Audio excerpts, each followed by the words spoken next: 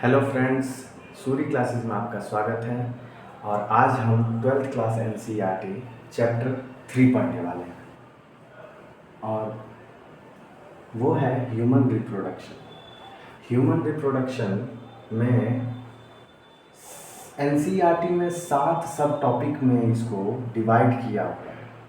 पहला है male reproductive system, दूसरा है फीमेल रिप्रोडक्टिव सिस्टम, तीसरा है गैमेटोजेनेसिस, चौथा है मेंस्ट्रुअल साइकिल, पांचवा है फर्टिलाइजेशन एंड इम्प्लांटेशन, छठा है प्रेगनेंसी एंड एम्ब्रियोनिक डेवलपमेंट, सातवां है पार्चुरेशन एंड लैक्टेशन। ये 7 सब टॉपिक में इसको डिवाइड किया हुआ है ह्यूमन रिप्रोडक्शन चैप्टर को एनसीईआरटी में।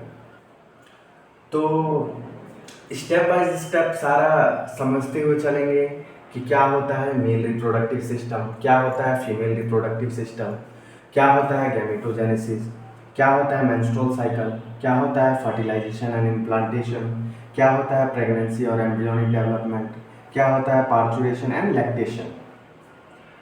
तो इससे पहले हम ये पढ़ें, उससे पहले हम कुछ इम्पॉर्टेंट टर्म्स समझेंगे कि इम्पॉर्टेंट टर्म्स में आ गया गैमेटोजेनेसिस क्या होता है, इम्प्लांटेशन क्या होता है, फर्टिलाइजेशन क्या होता है, पार्चुरेशन क्या होता है, गैस्ट्रेशन क्या होता है। जो एनसीईआरटी में दिया हुआ है उन सब को हम धीरे धीरे करके समझेंगे और उसके बाद वो जो है वो टर्म जो मैं बताऊंगा आपको वो लेक्चर बाय लेक्चर जैसे जैसे आगे बढ़ेंगे लेक्चर में तो उसमें वो इम्पोर्टेंट टर्म्स आएंगे। जैसे कि बोलेगा गैमेटोजेनेसिस क्या होता है, तो गैमेटोजेनेसिस मैं एक बार बता दूंगा तो याद रखिएगा, वो बाद में जब आएगा तो जैसे ही मैं बताऊंगा गैमेटोजेनेसिस का मतलब क्या होता है तो आप समझ जाइएगा कि गैमेटोजेनेसिस सर ने ये बोला है। ठीक है, तो चलिए स्टार्ट करते हैं। पहले वो इम्पोर्टेंट टर्म्स, इसका स्क्रीनशॉट ले लीजिए। ठीक है, स्क्रीनशॉट लीजिए। स्टार्ट करते हैं वो इम्पोर्टेंट टर्म्स।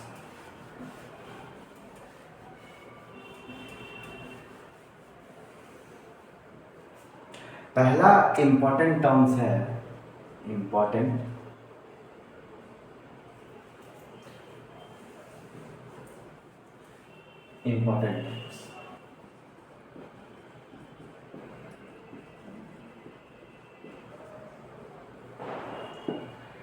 पहला इम्पोर्टेंट टर्म है gametogenesis.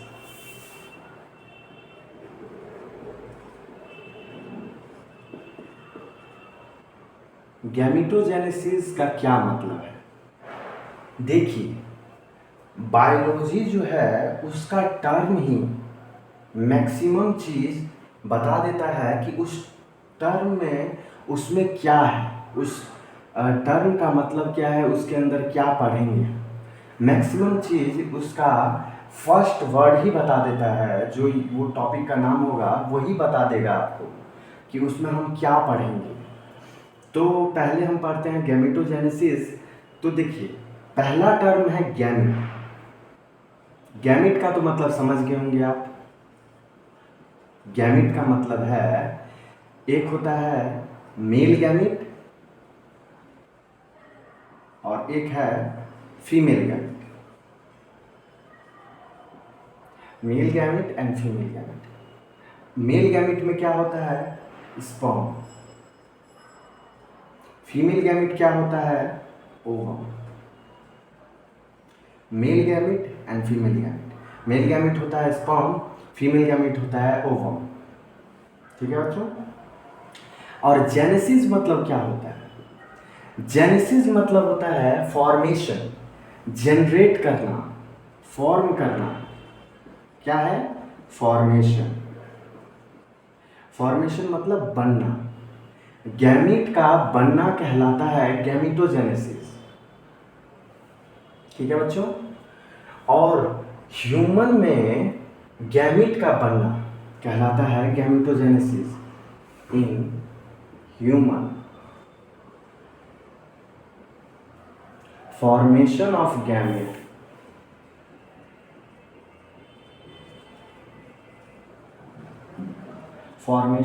Gamete is called gametogenesis.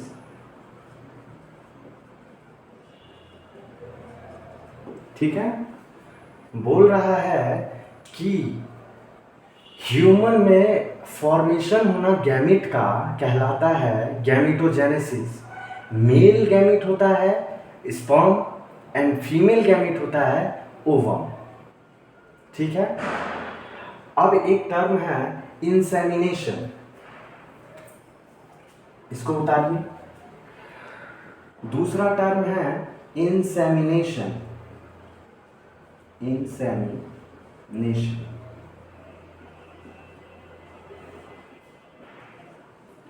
अब बोलेंगे कि इंसेमिनेशन क्या होता है सर? तो इंसेमिनेशन होता है ट्रांसफर होना स्पर्म का into female genital tract. Transfer of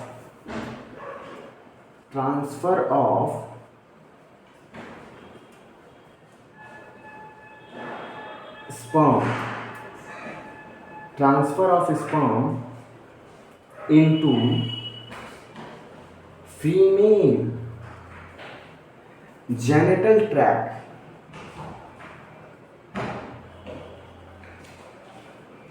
मतलब क्या है? इंसेमिनेशन का मतलब है ट्रांसफर होना स्पर्म का इनटू फीमेल जेनिटल ट्रैक्ट।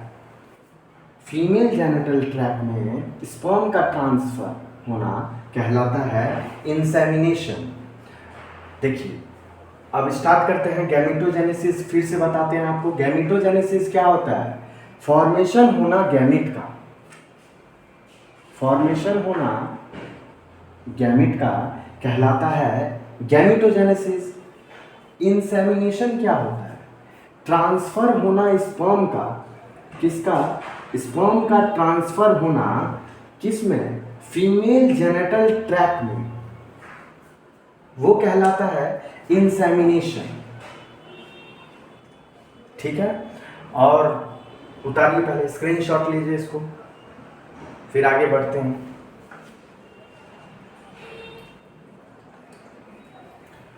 चलिए, मैं ऊपर से मिटाता हूँ, आप नीचे का उतारिए तब तक।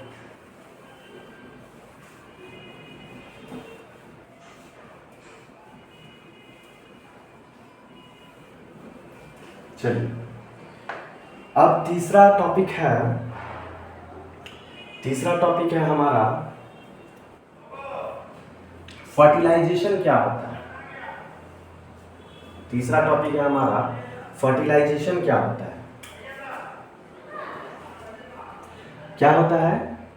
तीसरा टॉपिक है फर्टिलाइजेशन।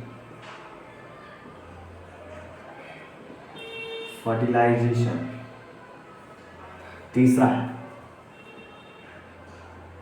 फर्टिलाइजेशन। टर्म जो है इसका मतलब है फ्यूजन होना मेल गैमेट का फीमेल गैमेट के साथ। लिख देता हूं, fusion of male gamete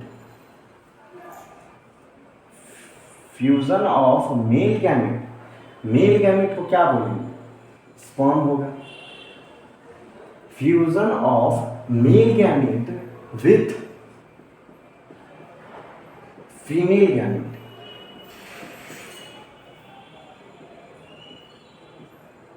is called, female gamete में लिखते हैं ओवम। मेल गैमेट क्या है? स्पर्म है, और फीमेल गैमेट क्या है? ओवम है। Is called fertilisation.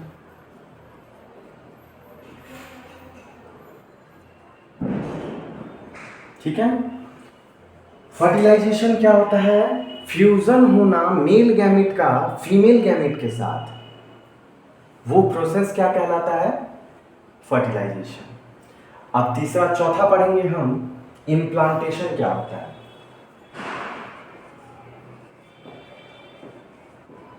इम्प्लांटेशन। ठीक है बच्चों, इम्प्लांटेशन क्या होता है? इम्प्लांटेशन जो है वो वर्ड है जुड़ना, ब्लास्टोसिस्ट का जुड़ना। इसमें बोला गया है formation and development of blastocyst. Formation and development of blastocyst. अब आप बोलेंगे कि ये सर ब्लास्टोसिस्ट क्या होता है, तो चलिए उससे पहले हम समझने से ब्लास्टोसिस्ट के जो शब्द हम बोले हैं पहले इसको समझते हैं, जो ब्लास्टोसिस्ट क्या होता है, उसके बाद आगे बढ़ेंगे इम्प्लांटेशन में। तो स्टार्ट करते हैं ब्लास्टोसिस्ट, पहले समझ लेते हैं बच्चों। चलिए, ब्लास्टोसिस्ट क्या होता है? Blastocyst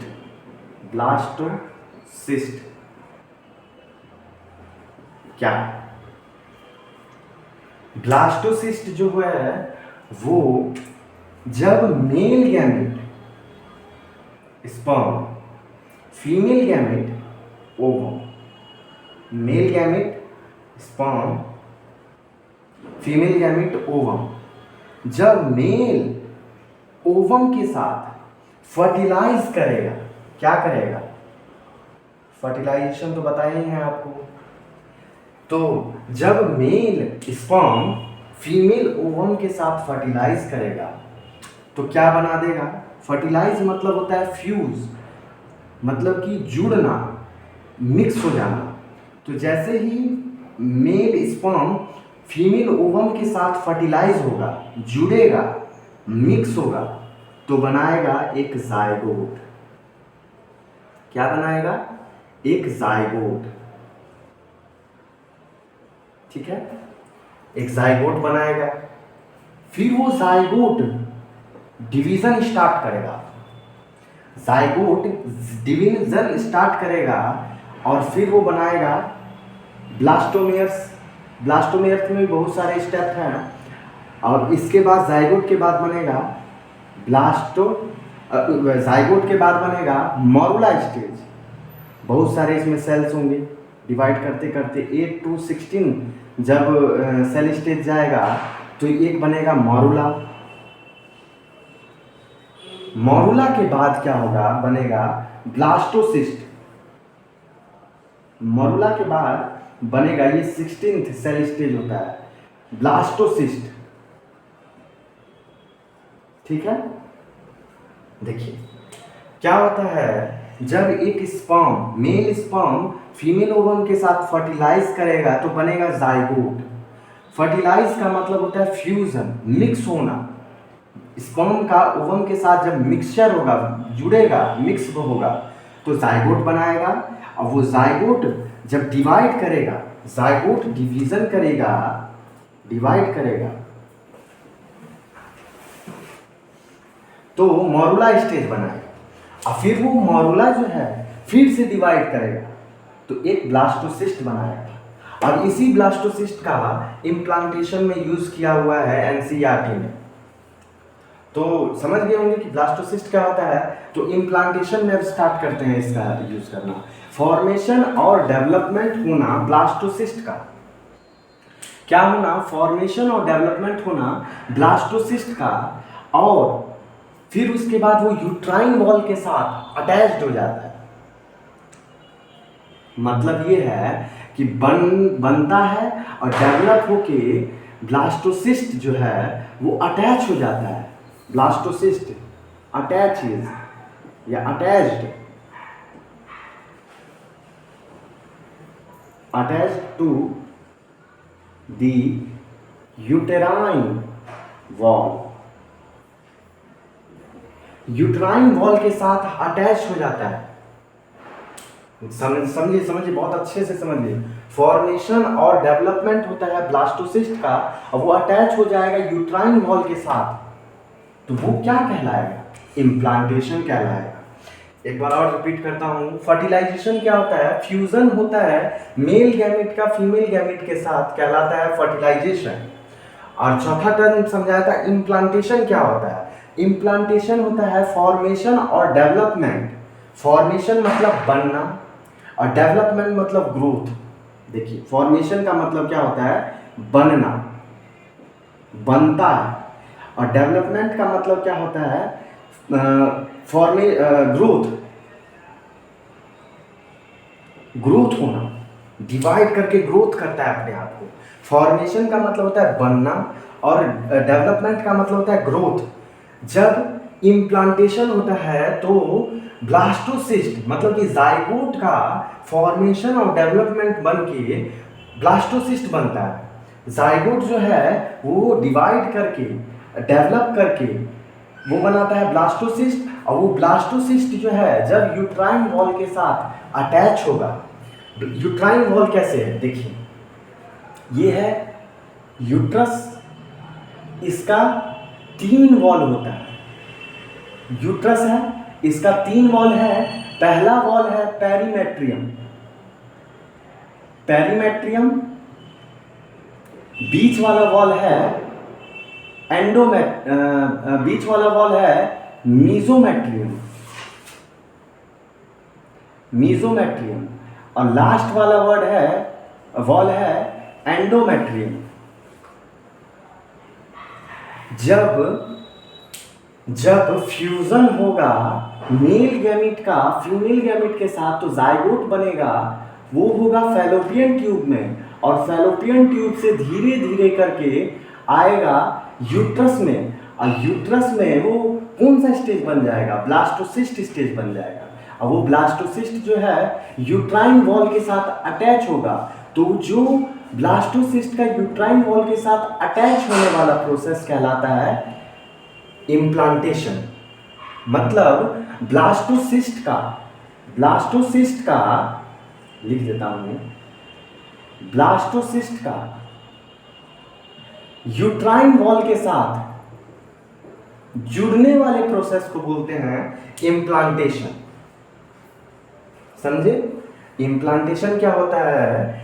formation and development of blastocyst, blastocyst का बनना और डेवलपमेंट होना, और वो अटैच करता है यूट्राइन वॉल के साथ। ब्लास्टोसिस्ट जब यूट्राइन वॉल के साथ अटैच होगा तो उस प्रोसेस को बोलेंगे इम्प्लांटेशन। ठीक है बच्चों, आई होप आप सबको समझ आ रहा होगा।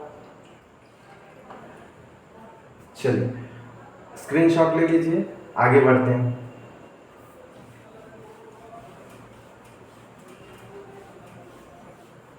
अब नेक्स्ट टर्म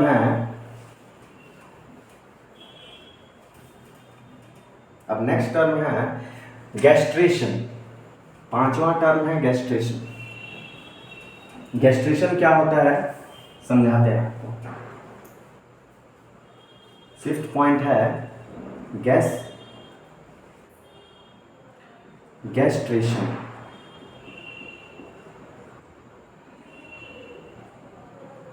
अब आप बोलेंगे कि गैस्ट्रेशन सर क्या होता है? फिर गैस्ट्रेशन होता है एम्ब्रियोनिक डेवलपमेंट। एम्ब्रियो का डेवलपमेंट कहलाता है गैस्ट्रेशन। जो प्रोसेस है एम्ब्रियो का development of embryo, development of embryo, embryonic development को कहते हैं गैस्ट्रेशन। जो प्रोसेस है एम्ब्रियो के डेवलपमेंट होने का वो कहलाता है गैस्ट्रेशन। एम्ब्रियो के डेवलपमेंट के प्रोसेस को बोलेंगे गैस्ट्रेशन। ठीक है, उसके बाद आता है 6th टर्म। 6th टर्म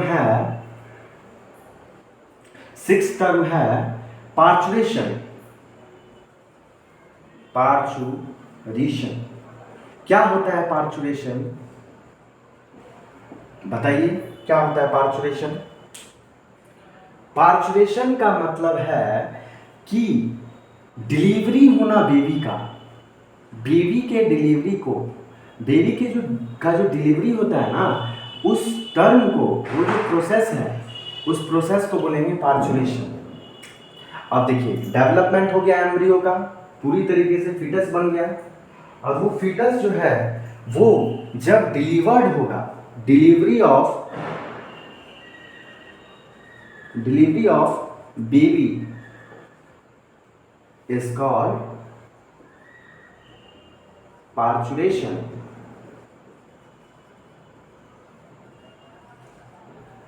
मतलब क्या है पार्चुरेशन का? डिलीवरी होना बेबी का डिलीवरी को कहते हैं पार्चुरेशन। ये साइंटिफिक बायोलॉजी का वर्ड है। तो डिलीवरी ऑफ बेबी, जब मैं पार्चुरेशन शब्द कहीं पे भी इस्तेमाल करूँ आगे इस चैप्टर में, तो आप समझ जाइएगा डिलीवरी ऑफ द बेबी को कहते हैं पार्चुरेशन।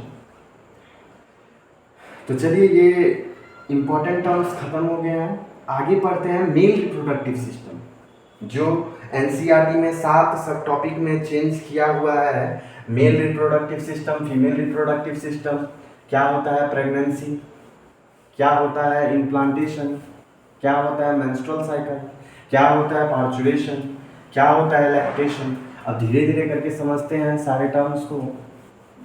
अब आई होप आप सबको समझ में आए।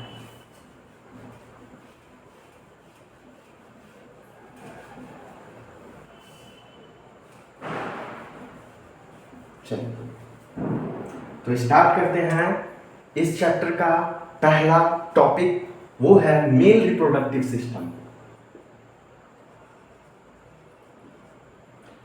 मेल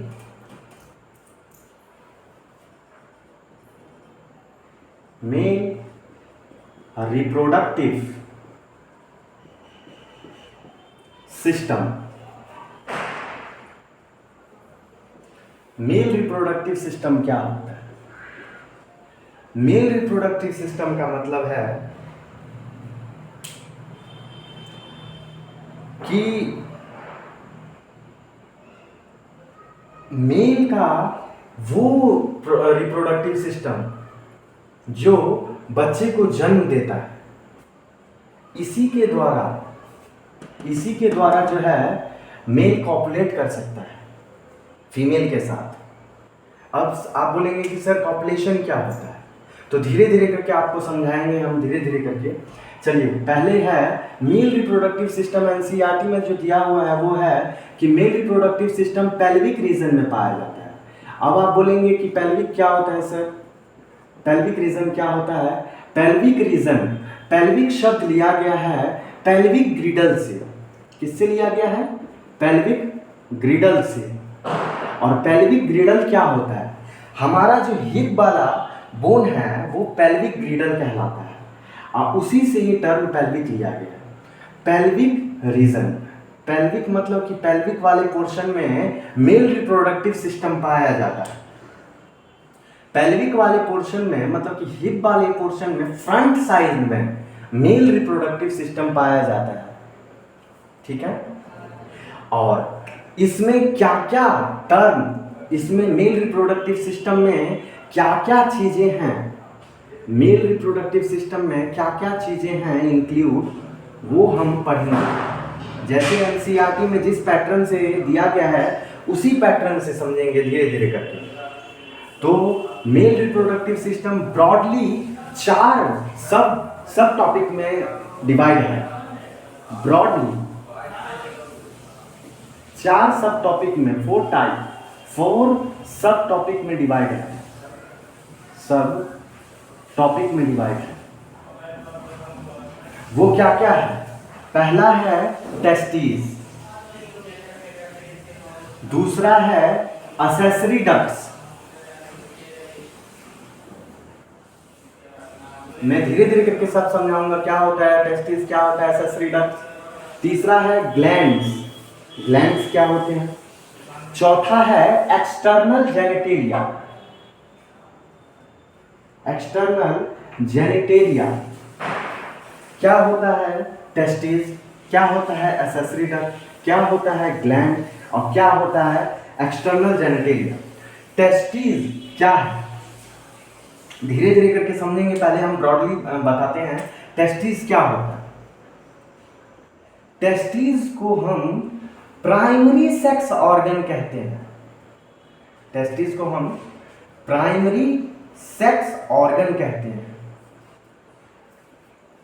ठीक है, हमारा जो प्राइमरी सेक्स ऑर्गन है वो है टेस्टिस। इसी में स्पर्म का फॉर्मेशन होता है, इसीलिए टेस्टिस को प्राइमरी सेक्स ऑर्गन कहा गया है।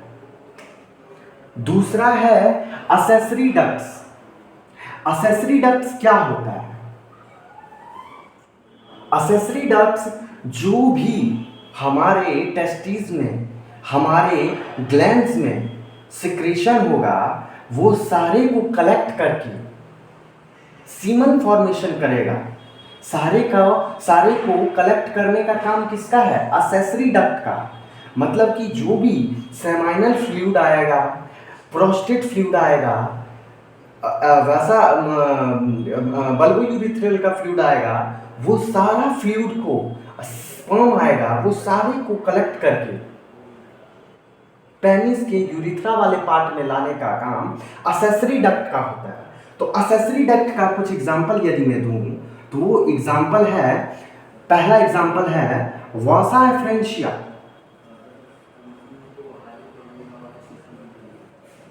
क्या होता है वासा एफ्रेंशिया? धीरे धीरे करके आपको सब पता लगेगा। दूसरा है रेडे टेस्टिस। तीसरा है वॉस डेफरेंस।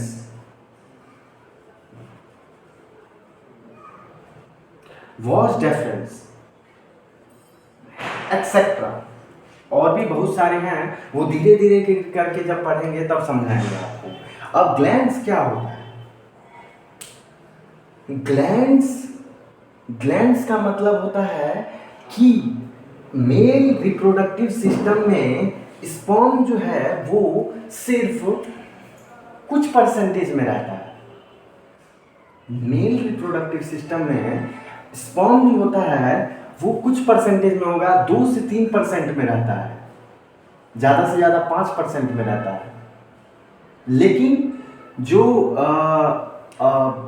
अदर फ्लूइड है, सीमन के अलावा अदर, सीमन में देखिए, सीमन में और स्पर्म में क्या अंतर है?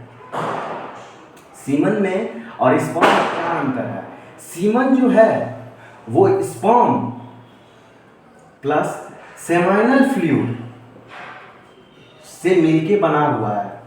बच्चों को यही नहीं पता लगता है कि सीमन क्या है। सीमन और स्पर्म को एक ही समझते हैं, लेकिन ये दोनों टर्म जो है वो अलग अलग है। अगर स्पर्म, सीमन स्पर्म ही होता तो फिर स्पर्म को क्यों बोला गया या सीमन को क्यों बोला गया? दोनों एक ही टर्म है तो एक ही शब्द दिया जाता, लेकिन सीमन और स्पर्म अलग अलग है। सीमन जो है वो स्पर्म प्लस सेमाइनल फ्लूइड से मिलके बना हुआ है, ठीक है। और सेमाइनल फ्लूइड में आ जाते हैं प्रोस्टेट फ्लूइड, प्रोस्टेट के सिक्रीशन होंगे, बल्बोयूरिथ्रल के सिक्रीशन होंगे, सेमाइनल वेसिकल के सिक्रीशन होंगे, ठीक है। तो वो सेमाइनल प्लाज्म या सेमाइनल फ्लूइड प्लस स्पर्म मिलके बनता है सीमन। स्पर्म जो होता है वो 5% होता है, लेकिन सेमाइनल फ्लूइड जो होता है वो 95% होता है, ठीक है। तो आप धीरे धीरे करके समझेंगे कि क्या होता है ग्लैंड जो होता है वो सिक्रीशन को, मतलब कि स्पर्म डायरेक्टली नहीं निकलता है। सीमन जब निकलता है 2 से 3 ml, तो उसमें 95% जो होता है ग्लैंड का सिक्रीशन होता है। ग्लैंड क्या करता है? अपना सिक्रीशन देता है, उससे जब जुड़ता है स्पर्म तब जाके सीमन बनता है। तो ग्लैंड का जो है एग्जाम्पल अगर बोलूं तो ग्लैंड का एग्जाम्पल है प्रोस्टेट ग्लैंड। इसमें मेल रिप्रोडक्टिव सिस्टम में प्रोस्टेट ग्लैंड होगा।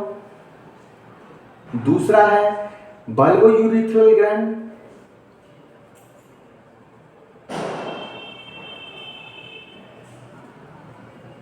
तीसरा और भी बहुत सारे हैं सेमाइनल वेसिकल। तो धीरे धीरे करके सबको समझेंगे क्या होता है और एक्सेट्रा, और भी बहुत सारे ग्लैंड्स हैं। फिर आते हैं चौथे पॉइंट पे, वो है एक्सटर्नल जेनेटेलिया। एक्सटर्नल जेनेटेलिया क्या होता है बच्चों, बताइए। देखिए इस टर्म ही से पता लग रहा है, एक्सटर्नल मतलब बाहरी, जेनेटेलिया मतलब कि जननांग, बाहरी जननांग को कहते हैं एक्सटर्नल जेनेटेलिया। मतलब कि बाहर में क्या क्या चीज दिखेगा आपको, बाहर में मेल रिप्रोडक्टिव सिस्टम के क्या क्या दिखता है। तो बाहर में हमको टेस्टिस दिखता है, और क्या दिखता है, टेस्टिस दिखता है, पेनिस दिखता है, और भी बहुत सारी चीजें दिखती हैं। धीरे धीरे करके समझाएंगे, स्टेप बाय स्टेप। अभी ब्रॉडली हमने बताया कि क्या होता है मेल रिप्रोडक्टिव सिस्टम में। मेल रिप्रोडक्टिव सिस्टम में टेस्टिस होगा, असेसरी डक्ट्स होगा, ग्लैंड्स होगा, एक्सटर्नल जेनिटेलिया होगा।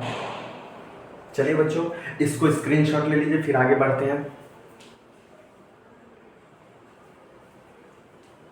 आई होप आप सबने स्क्रीनशॉट ले लिया होगा।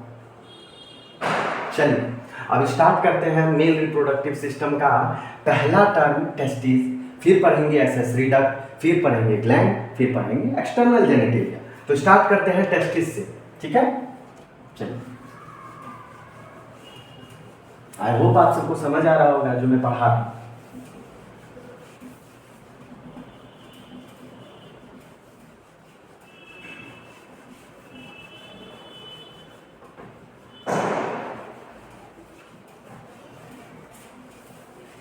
चलिए पहले लिखते हैं टेस्टिस, पहला टर्म है टेस्टिस। अब टेस्टिस में क्या क्या होता है, कहाँ होता है, ये सारा पढ़ते हुए आगे बढ़ेंगे। तो स्टार्ट करते हैं। टेस्टिस जो है वो सिचुएटेड है एब्डोमिनल कैविटी के बाहर। एब्डोमिनल कैविटी अब क्या होता है, आपके दिमाग में जब ये शब्द पढ़ा एब्डोमिनल कैविटी, तो आपके दिमाग में आया होगा कि सर एब्डोमिनल कैविटी का मतलब क्या होता है। एब्डोमिनल कैविटी का मतलब है हमारा जो डायफ्राम है, डायफ्राम की जो नीचे वाला पोर्शन है वो सारा एब्डोमिनल में आता है, तो उसी से बोला गया है एब्डोमिनल कैविटी। और ये मेल रिप्रोडक्टिव सिस्टम टेस्टिस और पेनिस जो है वो आउटसाइड एब्डोमिनल कैविटी के बाहर की तरफ होता है। और ये क्यों होता है वो भी हम आपको बताएंगे बहुत अच्छे से। चलिए एब्डोमिनल कैविटी क्या होता है। एब्डोमिनल कैविटी जो है वो हमारे डायफ्राम के जो नीचे वाला पोर्शन होता है वो एब्डोमिनल है, और उससे भी बाहर की तरफ होता है, outside the abdominal with in A pouch like structure. Abdominal के बाहर एक पाउच नुमा स्ट्रक्चर में रहता है, उसे बोलेंगे, उस पाउच नुमा स्ट्रक्चर को क्या बोलेंगे, स्क्रोटम बोलेंगे। चलिए पहले डेफिनेशन लिखते हैं, डेफिनेशन है testis is situated, testis is situated outside the abdominal cavity, the abdominal cavity. Testis is situated outside the abdominal cavity within a pouch-like structure. Pouch जैसे स्ट्रक्चर के भीतर, within a pouch like structure, इसको हम bracket में लिख देते हैं। इस पाउच लाइक स्ट्रक्चर को कहते हैं scrotum. With in A pouch like structure is called, structure को कहते हैं स्क्रोटम। तो टेस्टिस कहां होता है, टेस्टिस जो है वो सिचुएट होता है, मतलब कि होता है बाहर की तरफ। किससे बाहर, एब्डोमिनल कैविटी से बाहर की तरफ होता है एक पाउच नुमा स्ट्रक्चर में, और वो पाउच नुमा स्ट्रक्चर को कहते हैं स्क्रोटम। ठीक है। अब आप ये पूछ सकते हैं कि सर स्क्रोटम में क्यों होता है, ये हमारे एब्डोमिनल कैविटी में भी तो हो सकता था, लेकिन स्क्रोटम ही में क्यों होता है। तो उसका आंसर है हमारी बॉडी का टेम्परेचर कितना है। एक ह्यूमन बॉडी टेम्परेचर है 37 डिग्री सेल्सियस, और 37 डिग्री सेल्सियस पे हमारा जो है टेस्टिस वर्क नहीं कर सकता। 37 डिग्री सेल्सियस पे टेस्टिस वर्क नहीं कर सकता है, इसीलिए हमारे एब्डोमिनल से बाहर की तरफ एक पाउच लाइक स्ट्रक्चर में होता है। तो बोलेंगे कि सर फिर ये कितने डिग्री सेल्सियस पे काम करेगा हमारा टेस्टिस। तो टेस्टिस जो है वो 2 से 2.5 डिग्री सेल्सियस बॉडी के टेम्परेचर से कम होगा तब वर्क करना स्टार्ट करेगा। 2 से 2.5 डिग्री सेल्सियस बॉडी के टेम्परेचर से कम होगा तब जाके ये काम करेगा। तो वो कितना टेम्परेचर होगा? तो वो टेम्परेचर होगा 34 डिग्री सेल्सियस या 34.5 degree Celsius to 35 degree Celsius. जब टेस्टिस का टेम्परेचर रहेगा तब ही हमारा टेस्टिस स्पर्मेटोजेनेसिस का प्रोसेस करेगा। अब बोलेंगे कि सर स्पर्मेटोजेनेसिस क्या होता है? स्पर्मेटोजेनेसिस टर्म से ही हमको पता लग जाएगा स्पर्मेटोजेनेसिस क्या होता है।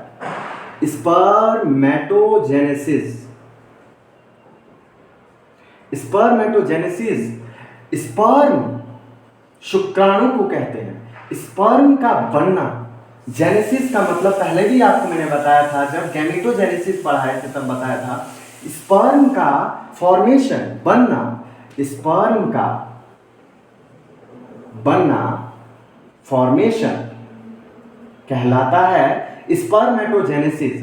तो बोल रहा है कि हमारा टेस्टिस स्पर्मेटोजेनेसिस प्रोसेस तभी करेगा जब 2 से 2.5 डिग्री टेम्परेचर हमारे बॉडी के टेम्परेचर से कम होगा। इसीलिए टेस्टिस जो है एक पाउच लाइक स्ट्रक्चर, जिसे हम स्क्रोटम कहेंगे, उसमें पाया जाता है। आई होप आप सबको समझ आ रहा होगा कि क्या बोला जा रहा है। टेस्टिस जो है वो हमारे एब्डोमिनल कैविटी के बाहर होता है एक पाउच लाइक स्ट्रक्चर में, और उस पाउच लाइक स्ट्रक्चर को स्क्रोटम कहेंगे। और वो स्क्रोटम में इसलिए पाया जाता है ताकि स्पर्मेटोजेनेसिस का प्रोसेस हो सके। स्पर्मेटोजेनेसिस का मतलब स्पर्म का फॉर्मेशन हो सके। ठीक है, अब आगे बढ़ते हैं।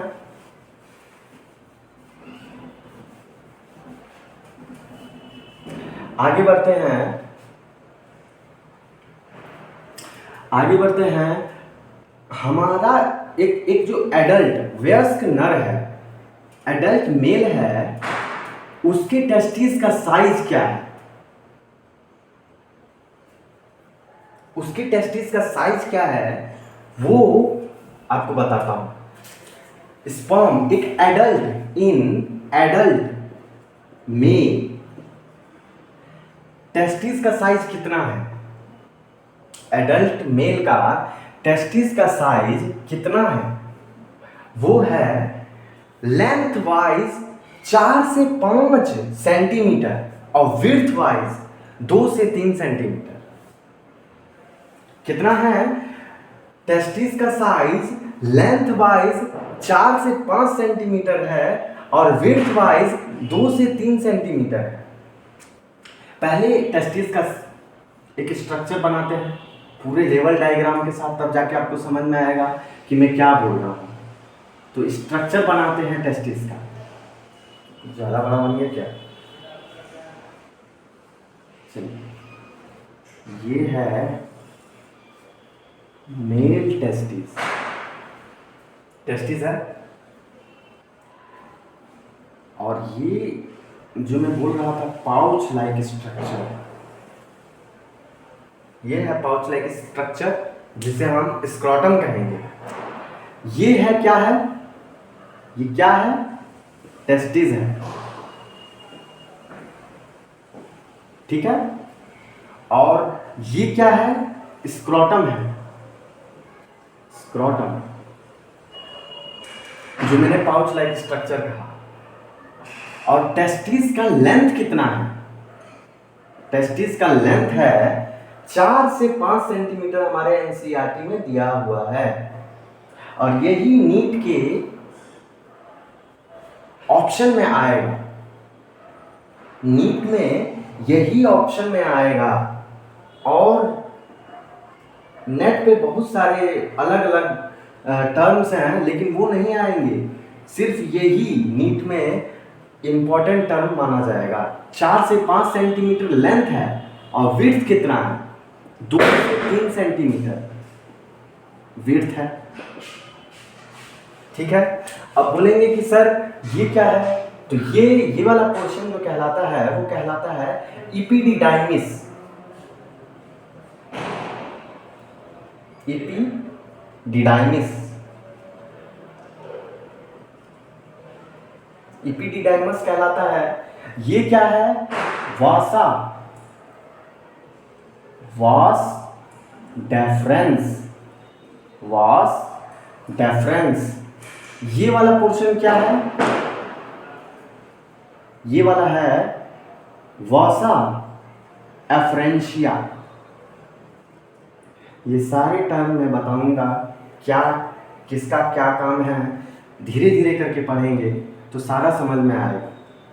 ठीक है, चलिए इतना उतारिए।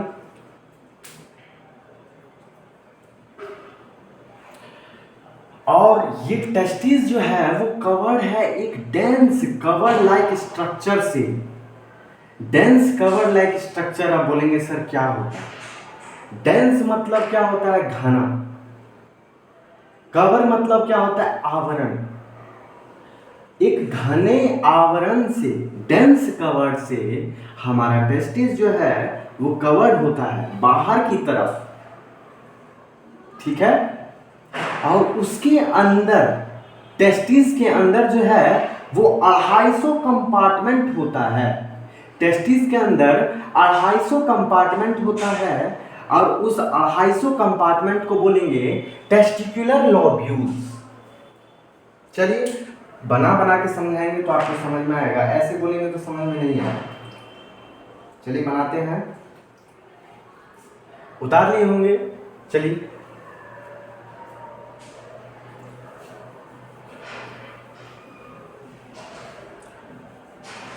वो बात सबने उतार लिया होगा। चलिए बोल रहा है कि टेस्टिस जो है वो एक डेंस कवर से,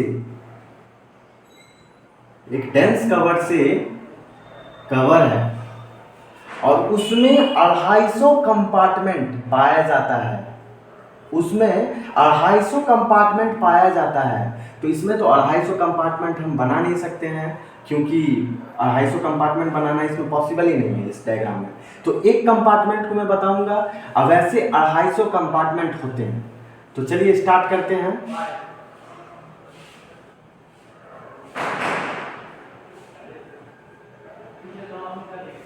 मार्कर नहीं चल रहा है,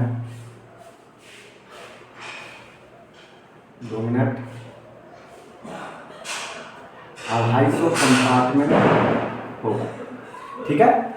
अब इस 250 कंपार्टमेंट को क्या कहेंगे, इस 250 कंपार्टमेंट को क्या कहेंगे, तो इस कंपार्टमेंट को कहेंगे testicular, testicular lobule, testicular lobule. ये कितना नंबर में होता है बच्चों, तो ये 250 कंपार्टमेंट है, 250 नंबर में होता है। और ये टेस्टिक्युलर लोब्यूल जो है वो टेस्टिस में पाया जाता है, और टेस्टिक्युलर लोब्यूल के अंदर भी सब लोब्यूल्स हैं, उसको बोलेंगे सेमिनिफेरस ट्यूब्यूल। तो टेस्टिक्युलर लोब्यूल के अंदर 1 से 3 ट्यूब्यूल्स होंगे, जिसे क्या बोलेंगे, सेमिनिफेरस ट्यूब्यूल। देखिए टेस्टिस के अंदर 250 कंपार्टमेंट होगा, 250 कंपार्टमेंट, जो उस कंपार्टमेंट को क्या बोलेंगे, टेस्टिकुलर लोब्यूल। और उस लोब्यूल के अंदर भी सब लोब्यूल होगा, उसको बोलेंगे वो कितना नंबर में होगा, 1 से 3, 1 से 3 नंबर में होगा। अब उसको क्या बोलेंगे, एक को सेमिनिफेरस टिब्यूल, ठीक है, सेमिनिफेरस टिब्यूल। देखिए पहले समझिए, टेस्टिस है, ये टेस्टिस का स्ट्रक्चर है, उसके अंदर 250 कंपार्टमेंट होंगे। 250 कंपार्टमेंट उसको क्या बोलेंगे, टेस्टिकुलर लोब्यूल। और उस लोब्यूल के अंदर भी सब लोब्यूल है, वो कितना होगा, 1 से 3, जिसे हम बोलेंगे सेमिनिफेरस टिब्यूल। थोड़ा बड़ा करके बना के बताते हैं आपको, तब जाके समझ में आएगा। इसको नोट कर लीजिए, फिर आगे बढ़ाते हैं। चलिए,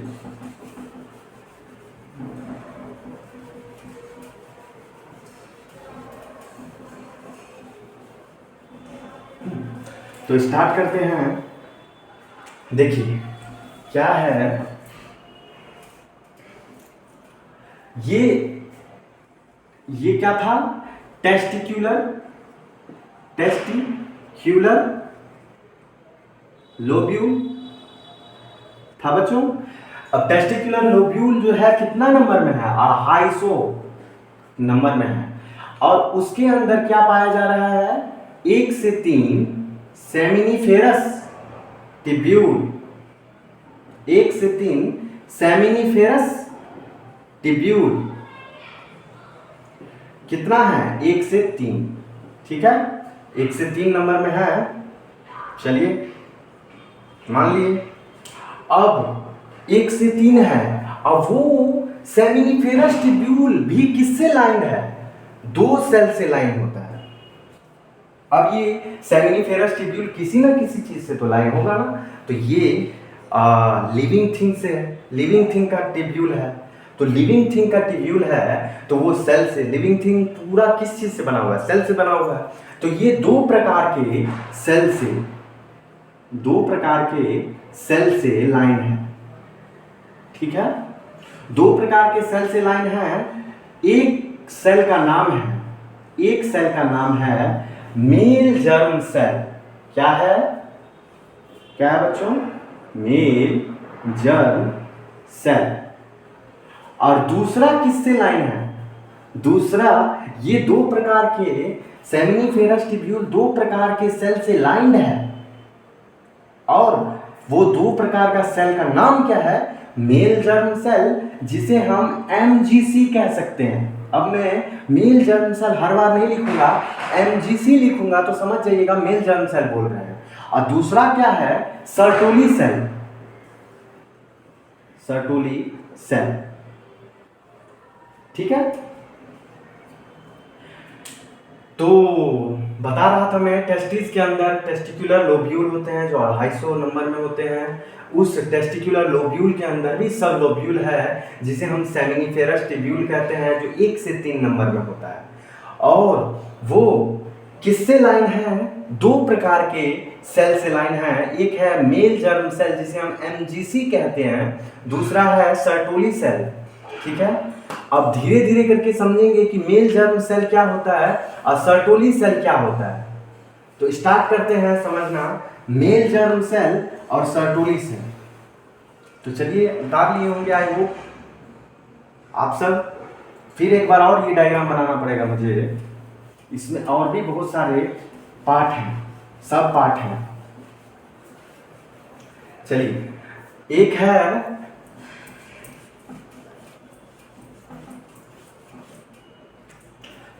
सेमिनिफेरस टिब्यूल, सेमिनिफेरस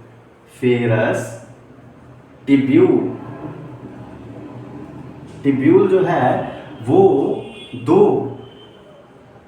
सेल से लाइन है, 2 टाइप के सेल से लाइन है, 2 टाइप के सेल से लाइन है। वो 2 प्रकार का सेल क्या क्या है, मेल जर्म सेल, जिसे हम MGC आगे से बोलेंगे। दूसरा है Sertoli cell, Sertoli cell, Sertoli cell, male germ cell और सर्टोली सेल। अब मेल जर्म सेल क्या करेगा और सर्टोली सेल क्या करेगा सेमिनिफेरस ट्यूब्यूल में? मेल जर्म सेल जो है, तो मेल जर्म सेल पढ़ रहे थे, सर्टोली सेल पढ़ रहे थे। मेल जर्म सेल क्या होता है और सर्टोली सेल क्या होता है? देखिए, सेमिनिफेरस ट्यूब्यूल दो सेल से लाइंड है, एक मेल जर्म सेल है और एक सर्टोली सेल है, ठीक है। अब मेल जर्म सेल क्या होता है, सर्टोली सेल क्या होता है, ये हम नेक्स्ट लेक्चर में बताएंगे बच्चों, ठीक है, क्योंकि टाइम, लेक ऑफ टाइम है और ये बहुत बड़ा टर्म है। मेल जर्म सेल क्या होता है, सर्टोली सेल क्या होता है, वो एक लेक्चर में नहीं बता सकते हैं। तो हम नेक्स्ट लेक्चर में बताएंगे कि मेल जर्म सेल क्या होता है और सर्टोली सेल क्या होता है। चलिए, धन्यवाद।